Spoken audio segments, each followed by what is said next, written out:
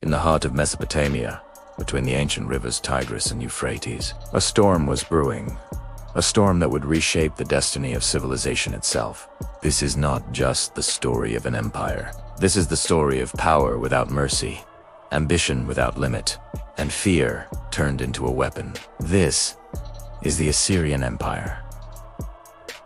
The first superpower of evil. Thousands of years before Rome or Persia, the Assyrians were already perfecting the art of domination. But they didn't start as conquerors. Around 2500 BCE, in a modest city called Ashur, they were peaceful traders, exchanging tin and textiles with neighboring kingdoms. Yet, beneath this calm, ambition simmered. Every trade route showed them what they lacked and what they could take.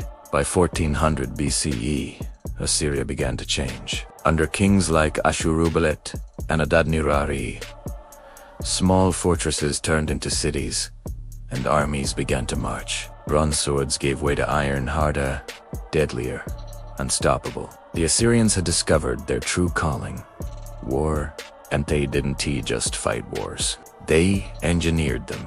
Siege engines crushed city walls, archers darkened the skies, and chariots thundered across the plains like beasts of steel. It was the birth of organized terror.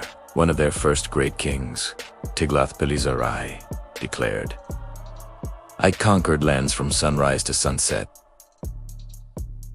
And he wasn't exaggerating. From the mountains of Anatolia to the deserts of Syria, his empire stretched across thousands of miles. He recorded his victories on stone tablets so that the world would never forget, and so his enemies would never dare rise again. But it was under Ashurnasirpal II that the Assyrian war machine became unstoppable. His capital, Kalhu, known today as Nimrod, was built with walls so vast and palaces so adorned that they dwarfed anything of their time. Yet for every brick of beauty, there was a cost in blood. Captured enemies were flayed alive, impaled on stakes, or displayed on city gates as warnings. The message was clear: resist and face annihilation. Then came Shalmaneser III, who pushed the empire even further. The famous Battle of Karkar in 853 BCE saw the Assyrians face a coalition of 12 kings, including Ahab of Israel and Hadadezer of Damascus. The world united to stop Assyria, and still failed.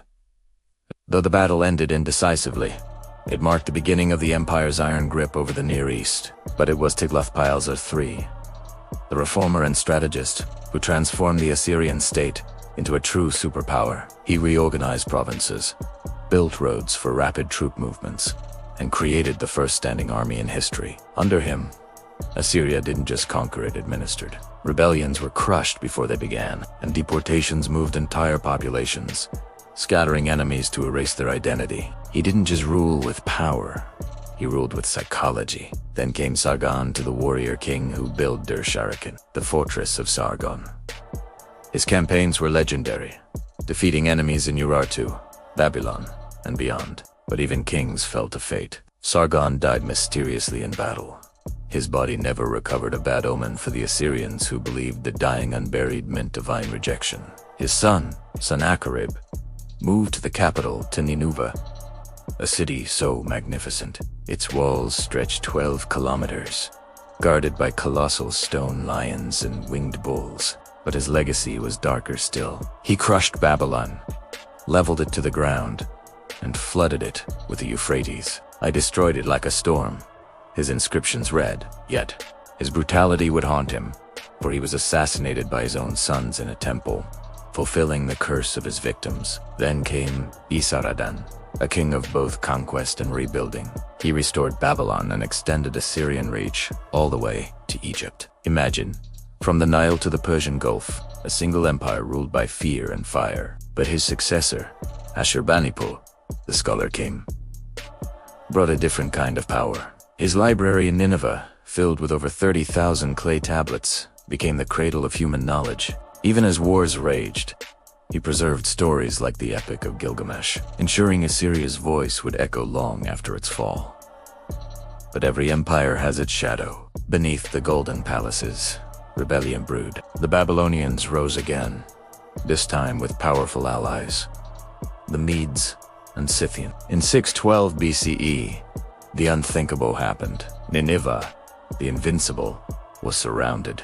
For 3 months, fire and fury reigned upon the city. The great palace collapsed, the libraries burned, and the once mighty Assyrian Empire was reduced to ashes. The fall of Nineveh was more than the end of a kingdom. It was the end of an era. Historians call it divine justice. Poets called it karma. The empire that ruled through terror was destroyed by terror itself. Yet, even in ruin, the Assyrians left behind something extraordinary. The blueprint of empire armies, administration, architecture, an ambition that would inspire future powers like Persia, Greece, and Rome. Today, we remember the Assyrians not just for their cruelty, but for the paradox. They represent the brilliance of civilization born from the darkness of conquest. Their story reminds us that the line between progress and destruction is thin, and power built on fear always burns brightest. Before it dies, from the dust of Nineveh, humanity learned its first lesson about empire, and perhaps its most important one. This was the Assyrian Empire, the first superpower of evil.